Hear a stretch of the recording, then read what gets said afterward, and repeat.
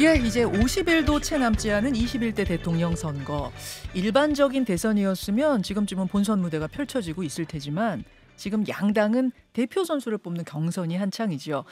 국민의힘은 한덕수라는 요인으로 경선판의 구도가 흔들리고 있고요. 민주당은 경선 룰이라는 요인으로 출마 선언까지 마친 선수가 출마를 포기했습니다. 이런 와중에 조기 대선의 원인 제공자는 형사재판의 모습을 드러냈는데요. 민주당 박지원 의원과 함께 짚어보겠습니다. 박 의원님 어서 오십시오. 안녕하세요. 먼저 윤석열 전 대통령의 첫 형사재판 출석. 물론 촬영이 허가되지가 않아서 우리가 직접 볼 수는 없었습니다만 지금 전해지는 얘기로는 총 93분간 직접 발언을 했다. 그리고 변호사는 9분간이다. 그렇다고 하더라고요. 검찰 공소장 전체를 부정했다. 이런 얘기들. 총평 주십시오. 어떻게 저런 불행한 대통령이 다시 반성도 없이 개선장군처럼 월남에서 돌아온 김상사처럼 저렇게 뻔뻔할 수 있는가. 참으로 국민이 부끄럽습니다. 그리고 저렇게 모든 것을 희화화해가지고 부인하는 것은 전직 대통령으로서 일말의 양심도 없다. 강한 수치심도 느꼈습니다. 보는 다행히 우리가 재판부에서 촬영을 허가할 것으로 요구를 하면은 했기 때문에 그 파면된 대통령이 피고인석에 앉아 있는 그 역사적 사진은 남을 것 같아요. 곧 나올 것 같아요. 다행으로 생각합니다. 그 93분 발언의 핵심을 한 문장으로 요약하면 이렇게 될 것 같아요. 계엄을 선포한 사실 자체는 부정할 수 없죠. 다만 대국민 메시지 계엄이었다. 즉 내란을 일으킬 생각이었으면 그렇게 적은 병력으로 2시간 만에 해제당할 그런 계엄을 했겠느냐.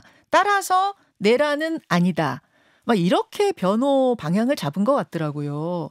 결국 어떻게든 내란죄는 피해야 한다. 왜냐하면 내란죄일 경우에는 무기징역 아니면 사형밖에 없는 거죠. 그렇죠. 예. 그렇기 때문에 헌법재판소에서도 줄기차게 그러한 것을 부인하고 마치 형사재판하듯 헌법재판소에는 재판에 응해가지고 결국 파면당했잖아요.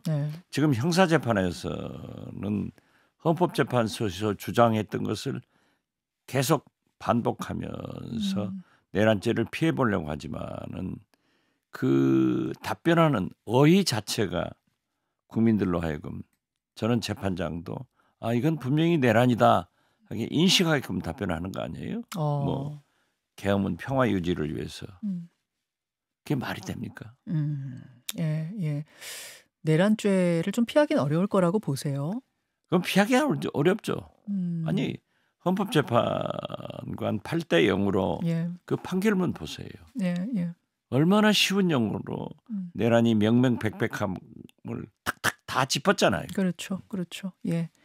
알겠습니다. 어제 첫 등장, 이제 계속 재판에 나가게 되면, 공판에 나가게 되면 우리가 아마 공개된 영상도 함께 볼 수 있을 것 같으니까요. 또 좀 이야기를 나누도록 하고. 검찰에서 한 말씀만 더 하자면은 520명을 증인으로 신청했더라고요.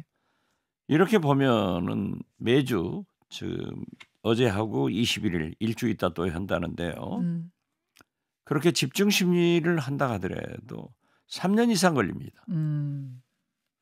굉장히 오래 걸리네요. 엄청 증인을 다 신문해야 될 것 아니에요. 그렇기 때문에 저는 이 검찰이나 재판부에서 신속하게 결론을 내릴 수 있는 그런 재판이 진행됐으면 좋겠다. 그런 말씀드립니다. 자, 이제 딱 49일 남은 대선 이야기로 넘어가 보겠습니다. 먼저 민주당부터 가보죠. 김동완 전 의원이 어제 경선 불출마를 선언을 했습니다. 경선 룰을 바꿔서 사실상 이재명 추대 경선을 만들어버렸다. 들러리 서지 않겠다라면서 그만둔 건데 이 상황은 어떻게 보세요? 김두관 전 경남지사로서는 룰에 대해서 불만을 표시할 수 있을 겁니다. 그렇지만은 제가 볼 때는 불출마를 선언한 것은 같은 진영 내에서 김경수 전 지사가 출마했기 때문에 불출마 선언했다. 그렇게 알고 있습니다. 아, 경선룰에 대한 불만도 불만이지만 경선 불참의 결정적인 이유는 김경수 지사 출마 그렇습니다. 때문이다? 그거는 무슨 말씀이세요? 평소에도 김두관 전 지사께서는 만약 김경수 전 지사가 출마를 하게 되면은 나는 접겠다 하는 얘기를 해온 것으로 알고 있습니다. 그렇습니다. 근데 김경수 전 지사의 출마는 갑작스러운 건 아니고 계속 준비를 해오던 거였기 때문에 김두관 후보가 출마 선언까지 한마당에 김경수 후보 때문에 불출마 선언했다? 이거는 조금 그렇지만 김경수 지사가 꼭 출마한다는 것은 아니었거든요. 그렇기 때문에 같은 친노 친문 그 사이에서 상당한 고민을 했겠죠. 그렇게 보시는군요. 그렇다면은 다른 주자들이 요구했던 완전 국민 경선제가 받아들여지지 않은 부분, 이 부분 어떻게 보시나 궁금해요. 왜냐하면은 기존에 없던 걸 갑자기 하자고 이 다른 주자들이 요구한 게 아니라 원래부터 노무현 대선 때부터 쭉 하던 걸 그냥 이번에도 하자는 거였는데 사실 이재명 후보가 압도적으로 앞서가는 입장이니까 그 다른 후보들의 주장에 힘을 좀 실어줄 수도 있었을 텐데 이게 꼬이면서 김두관 후보마저 불참해버리고 이러니까 이재명 후보는 오히려 이게 좀 마이너스가 된 건 아니냐라는 얘기도 나옵니다. 글쎄, 당내 경선은 어디까지나 당내 경선 아니에요? 네. 그렇기 때문에 우리 민주당은 당원 주권 시대, 당원 주권을 굉장히 중시하고 있고 이 당원이 250만입니다. 그렇기 때문에 중국이나 이런 사회주의 국가 이외에는 민주주의 국가에서는 당원이 제일 많은 그런 민주당이 되는데 그래서 당원의 주권도 보장하고 국민도 참여시켰다. 또 특별히 얘기하자면은 국민의힘도 50% 50%인데 왜 거기는 얘기하지 않고 민주당만 얘기하는가? 더 중요한 것은 지금 현재 오늘부터 49일 남았잖아요. 물리적으로 이 선거인단 모집해서 하기는 불가능합니다. 국민선거인단 모집하는 그렇죠. 게요? 그렇기 때문에 물론 또 할 수도 있겠죠. 그렇지만은 그런 시간적 여유가 없기 때문에 50대 50으로 했고 어제 중앙위원회 저도 투표에 참가했습니다만은 거의 뭐 90 몇 프로, 98% 차이로 압도적으로 중앙위원들도 찬성을 했기 때문에 이건 끝났다. 이렇게 보면 좋습니다. 자, 그렇게 되면서 어쨌든 이제 김부겸 전 총리에 이어서 김두관 후보까지 경선 출마를 포기했고 또 국민의힘에서는 오세훈, 유승민 두 유력 주자가 경선 출마를 포기하면서 제3지대 빅텐트론이 급부상하고 있습니다. 김부겸, 김두관, 유승민 여기에다가 새미래당의 이낙연 또 개혁신당 이준석 후보까지 다 포함하는 그러니까 한덕수 대행은 이제 차치하고라도 제3지대 빅텐트가 차려지지 않겠는가 어떻게 보세요? 물론 항상 선거 때 보면은 빅텐트론, 제3자 텐트론, 제3지대 텐트론 이런 게 나오지만은 별로 실체가 없고 거기에서 지금 나가신 분들의 대권 당선 가능성 모든 여론조사에서 희박하기 때문에 저는 큰 바람이 없다. 오히려 제3지대에서 텐트가 쳐진다고 하면은 국민의힘이 더 손해가 날 것이다. 저는 그렇게 봅니다. 제3지대 빅텐트 차려지면 국민의힘이 더 손해 볼 것이다. 그렇습니다. 거기에 모이려고 하는 사람들이 다 그런 사람들 아니에요? 그분들 아니에요?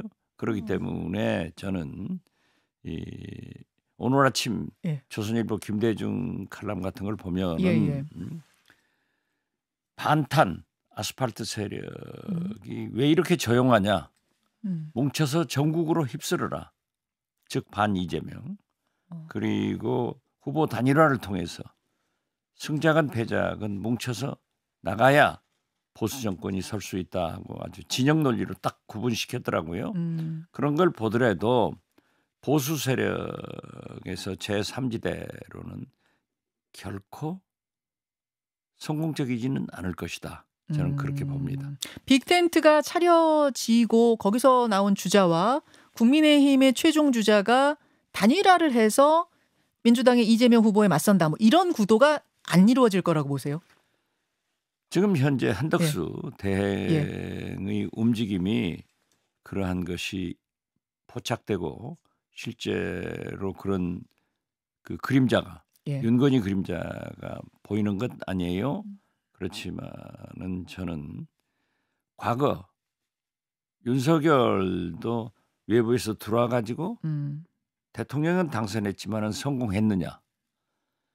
거기에 이제 제일 다크호스가 될 사람이 한덕수 대행인데 한덕수 대행도 정치를 모르는 사람 아니에요. 그래 가지고 실패를 했는데 과연 그게 되겠느냐. 그리고 국민의힘에서 저는 최종 주자가 홍준표, 김문수 둘 중에 하나가 되지 않을까 이렇게 예측을 하는데 그분들이 굉장히 싸움쟁이에요. 어허. 그래서 결코 그런 양보는 없고 그 제3지대 자체가 어려울 것이다. 저는 그렇게 봅니다. 제3지대 빅텐트 차려질 수는 있지만 성공하기 어려울 거다란 말씀이세요. 거기에 한덕수 대행이 포함되느냐 안 되느냐 일단 차치하고 빅텐트 자체가 성공이 어려울 거란 말씀이신데 자, 한덕수 대행 이야기로 좀 좁혀보겠습니다. 네. 한덕수 대행. 아직 모르겠어요. 어제 그 발언 보셨어요? 마지막 소명으로 알고 뭐 예. 다 하겠다. 이렇게 지금 한덕수 대행은 예. 트럼프 미국 정부와 관세 협상에 대해서 내가 경제 통상 전문가이다. 예. 그렇기 때문에 이걸 해결하겠다라고 예. 하지만은 전문가들은 일각에서 대행이 이렇게 빨리 트럼프하고 미국하고 협상을 해서 오히려 우리가 손해 본다. 지금 알래스카 LNG 관 공사만 하더라도 예. 참여시키겠다 하는 것은 거기는 경제성이 없습니다.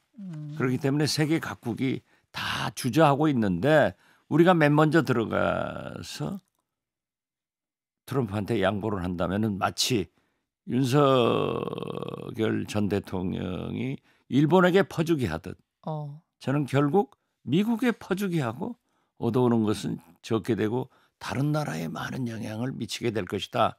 이렇게 보기 때문에 일각에서 제기한 예. 권한대행이 그렇게 서둘러서 할 필요는 없다 하지만 한덕수는 자기가 경제통상의 전문가에 하는 것을 차별화시키려고 나가고 있는데 어떻게 됐든 지금 현재 한덕수 차출로는 예. 윤건희 작품이거든요. 그 계속- 그림자가 보이거든요. 계속 그 얘기 하시더라고요. 지금 네. 한덕수 차출론 배후에 김건희 윤석열 부부가 있다. 그 얘기 박 그렇죠. 의원이 계속하고 계시죠. 제가 지난주 8일 날 예. 뭐 방송에 나가서 처음으로 그 문제를 제기해 가지고 이제 또 올랐던데요. 예, 예. 다 떠올랐는데 지금 현재 한덕수 차출론 이렇게 하지만은 제가 볼 때는 예. 한덕수 땜빵론이 맞아요. 누구 땜빵인 거예요? 누구 땜빵? 아니 그러니까 예. 국민의힘의 대통령 후보들로서는 예. 모든 여론조사를 보면은 지금 현재는 이재명의 4분의 1밖에 안 돼요. 그러니까 이건 패배가 자명하기 때문에 한덕수라는 분을 차출해서 하자 하는데 저는 그것이 차출이 아니라 땜빵으로 쓰려고 하는데 결국 일회용 반창고로 써서 한덕수가 성공하겠느냐. 그리고 그분이 우유부단하고 소심한 분이에요. 그렇기 때문에 정치인으로서의 단련되지 않았단 말이에요. 그래서 저는 지극히 성사되는 것은 어렵다.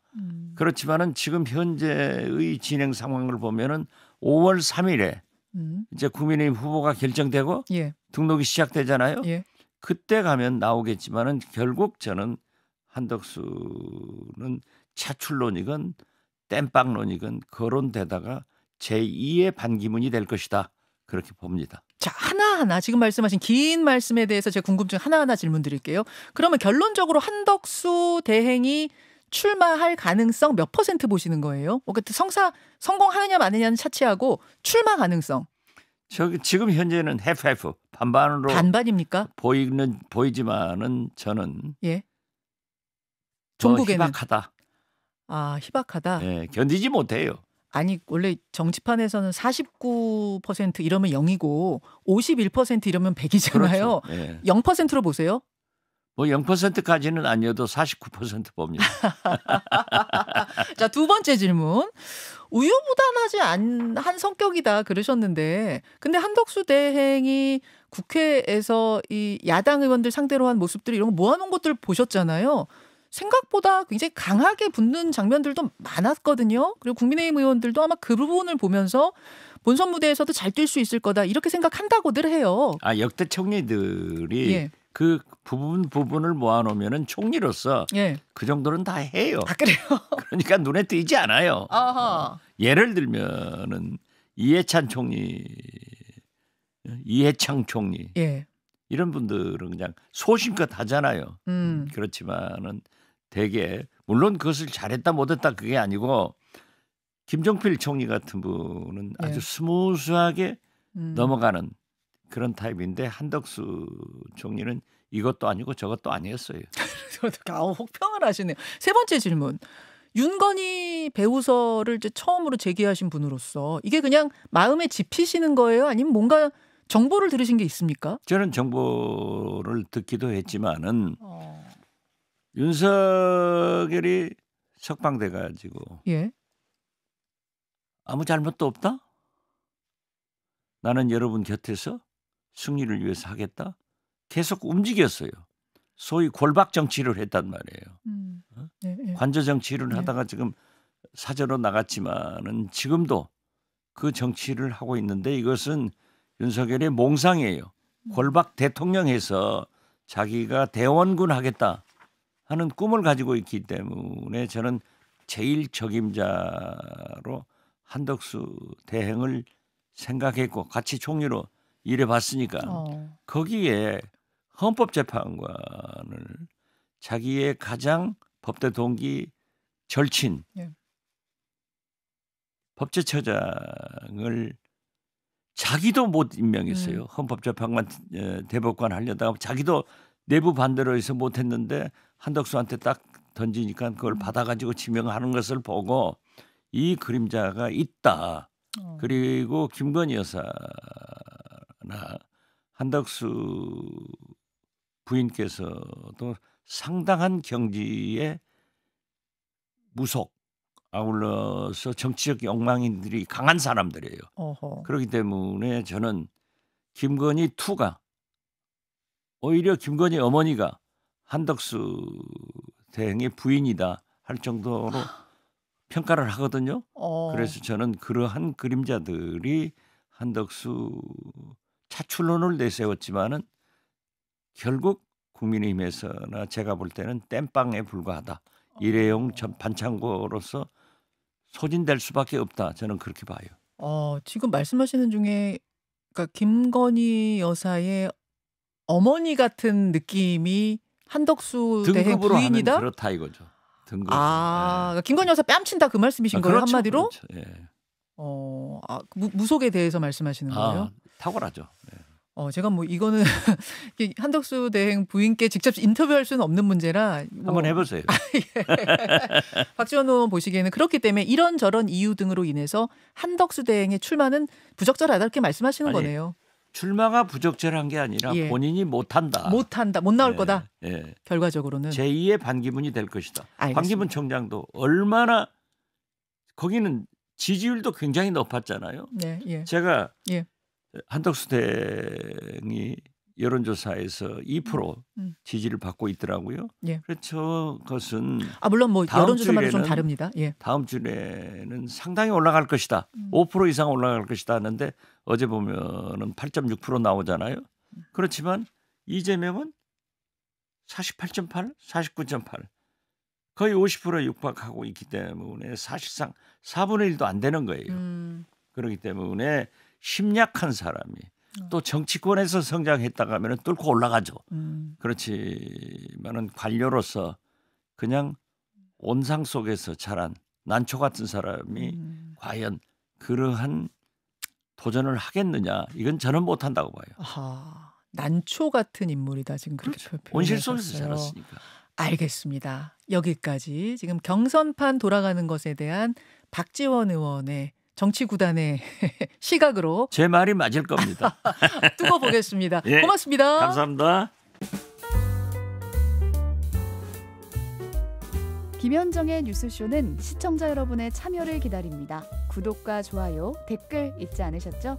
알림 설정을 해두시면 평일 아침 7시 10분 실시간 라이브도 참여하실 수 있습니다.